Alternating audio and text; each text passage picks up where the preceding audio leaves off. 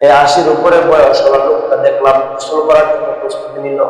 রাতের গভীরে ঠান্ডার দিনে শীতের দিনে 80 বছরের উপরে আপনার বয়স, আপনি গোসল করিয়া তারপরে তাহাজ্জুদ নামাজ পড়লেন। এবার নবীজি ডাকতে বলেন, আমল বেশি কঠিন না। এক নম্বরে আমল হলো ইসবাতুল উযুই আলাল মাকারি, যে শীতের দিনে ঠান্ডার দিনে কষ্ট করে আমরা যখন নামাজের জন্য ওযু করি, আজকে জুমার নামাজ পড়ার জন্য যে ওযুটা করলাম, ফজরের নামাজে ওযু করতে মনে চায় না। কত মানুষ তো লেফের নিচে কম্বলের নিচে ঘুমায় থাকে, ঘুম থেকে উঠতে মনে চায় না। কিন্তু আল্লাহর এমন কিছু গোলাম বান্দা আছে, আল্লাহর এমন কিছু পাগল বান্দা যারা আছে, যারা ফজরের আযান শুনতে বিছানায় থাকতে পারে না। আছে না নাই বলেন? এমনও আল্লাহর গোলাম আছে ফজরের নামাজের আরো আগে তাহাজ্জুদ নামাজের জন্য শীতের দিন উঠে যায়। দিনাজপুর থেকে একটা চিল্লার জামাত, তবলিগের একটা জামাত আমার এলাকায় আসছিল। ওখানে একজন আল্লাহওয়ালা, একজন বুজুর্গ, একজন মুরব্বী পাইছিলাম। আমি তাদের সাথে 3টা দিন লাগানোর মতো সময় পাইছিলাম।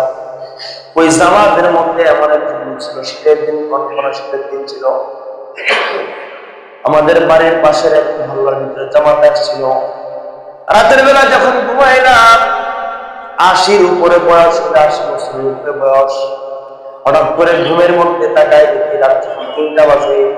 এই গভীর রজনীতে শীতের দিনে সবাই যখন লেপ কম্বলে ঘুমায় আছে, রাতের 3টার সময় 80-র উপরে বয়স, এই 80-র উপরে বয়স হলো লোকটা দেখলাম গোসল করার জন্য প্রস্তুতি নিল। ওযু না, গোসল। আমি উঠলাম, আমি উঠার পর দেখলাম মুরব্বী ওযু করে না, গোসল করে। মুরব্বী গোসল করার পরে দেখলাম ঘুমাই না, বিছানায় যায় না। একটা পাঞ্জাবি কাপড়, জামা কাপড় গায়ে দিয়া, একটা মাথায় দিয়া আল্লাহর প্রতি তাহাজ্জুদ দাঁড়ায় গেছে। ওই মসজিদের কোন তাবলীগের মুসল্লি তারে দেখে নাই। শীতের দিন ছিল, কম করে শীতের দিনের মধ্যে আল্লাহর বান্দা, বুজুর্গ বান্দা, 80 বছরের উপর বয়স লোকটার চেহারা আমার চেহারা চোখের মধ্যে এখন আসতেছে। আমি তাকে ওই সময় তার কোনো কিছু জিজ্ঞাসা করি নাই।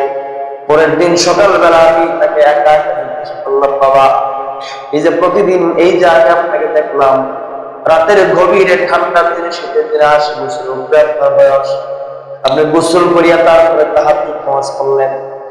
আমি আপনার কাছে জানবার চাই, এই তাহাজ্জুদ নামাজের গোসল কইরা তাহাজ্জুদ নামাজের আমল কত বছর ধরে করেন? ওই লোক আমার বলে, হুজুর এই কথা আর জিজ্ঞাসা করেন না, এটা আমি একমাত্র আমার আল্লাহর সঙ্গে করি, দুনিয়ায় কাউরে দেখানোর জন্য না।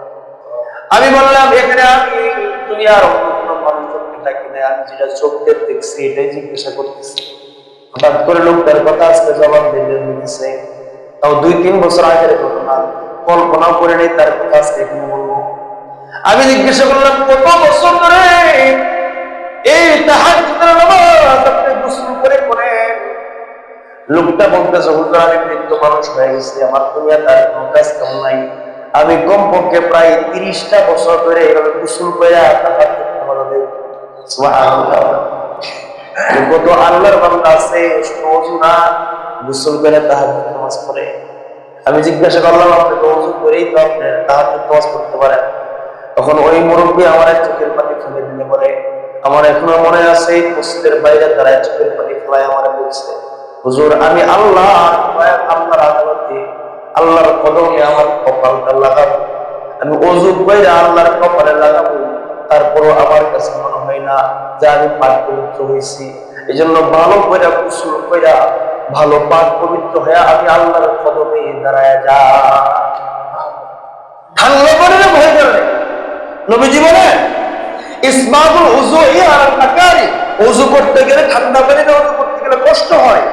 এরপরেও এই যে বান্দারা আমার ইবাদতের জন্য, আল্লাহ নবী বলেন যে উম্মত আল্লাহর ইবাদতের জন্য ঠান্ডা পানিতে ওযু কইরা, ঠান্ডা পানিতে ভালো করে ওযু করে, ঠান্ডা পানি দেখে শুধু চুপচাপ ওযু করে গেল তা না, খুব ভালো করে ডইলে ডইলে ওযু করে, মুখের ভিতরে পানি দেয়, এরকম ভাবে কোনি পর্যন্ত ধৌত করে, পা ধৌত করে, ঠান্ডা পানি তো কি হয়েছে, খুব ভালো করে ওযু করতেছে। নবীজি সাল্লাল্লাহু আলাইহি সাল্লাম বলেন, বলে এই শীতের মধ্যেও যে বান্দা কষ্ট করে ভালো করে ওযু করলো, আল্লাহ পাক রব্বুল আলামিন এই ওযুর বিনিময়ে আল্লাহ তার সমস্ত গুনাহকে আল্লাহ মাফ করে দেয়। সুবহানাল্লাহ। ওয়ারফাউ বিহি দারাজাত, শুধু তাই নয়, আল্লাহ তাআলা দুনিয়া এবং আখিরাতে তার সম্মান আল্লাহ তাআলা বাড়ায় দেন। সুবহানাল্লাহ। তাহলে এক নম্বর আমল, কয় নম্বর আমল বলেন? এই জন্য নবীজি সাহাবীদেরকে বলছেন, আমি তোমাদেরকে কয়েকটা আমলের কথা বলবো, যে কয়েকটা আমল যদি করতে পারো, এই আমলগুলো উসিলায় আল্লাহ তোমাদের জীবনের গুনাহ মাফ করবেন, দুনিয়া এবং আখিরাতে আল্লাহ তাআলা সবচেয়ে বেশি সম্মানিত করবেন। সুবহানাল্লাহ। যখন গুনাহ আল্লাহর বান্দা ওযু করতে যায়, হাত ধোয়, মুখ ধোয়, পা ধৌত করে, কিয়ামতের ময়দানে এই ওযু যে পানিতে আমরা ধৌত করলাম চেহারাগুলা, কিয়ামতের ময়দানে এই আমাদের যে জায়গায় ওযুর পানি রাখছে, এই জায়গাগুলা আল্লাহ তাআলার কুদরতি নূরের আলোতে চমকাবে। সুবহানাল্লাহ। কিয়ামতের ময়দানে এগুলো চমকাবে নূরের আলোতে। শুধু তাই নয়, নবীজি সাল্লাল্লাহু আলাইহি ওয়াসাল্লাম বলেন, যখন কোন আল্লাহর গোলাম ওযু করে এই ওযুর মধ্যে বান্দার হাত যখন ধৌত করে, এই হাতের পানিগুলো টপকায় টপকায় পড়ে, বান্দা যখন ওযু করে পানি যখন মুখের মধ্যে লাগায়, এই মুখের পানিটা তখন তার শরীর থেকে টপকায় টপকায় পড়ে, পায়ে যখন পানি লাগাই, পা থেকে তার পানিটা টপকায় টপকায় পড়ে যায়। আল্লাহ নবী সাল্লাল্লাহু আলাইহি ওয়াসাল্লাম তিনি বলেন, এই যে যেই পানিগুলা টপকায় টপকায় পড়ে, আমরা মনে করি আমাদের শরীরের ময়লাগুলো পড়তেছে, শুধু তা নয়, নবীজি হাদিসের মধ্যে বলেন, এই যে আমাদের যে পানিটা ঝরে যায়, এই পানিটা ঝরার সাথে সাথে প্রতিটা ফুটার মধ্যে আমাদের গুনাহগুলো ঝরে যায়। সুবহানাল্লাহ। তাহলে ওযু যে আমরা করি, এটা লস না, কি লস বলেন?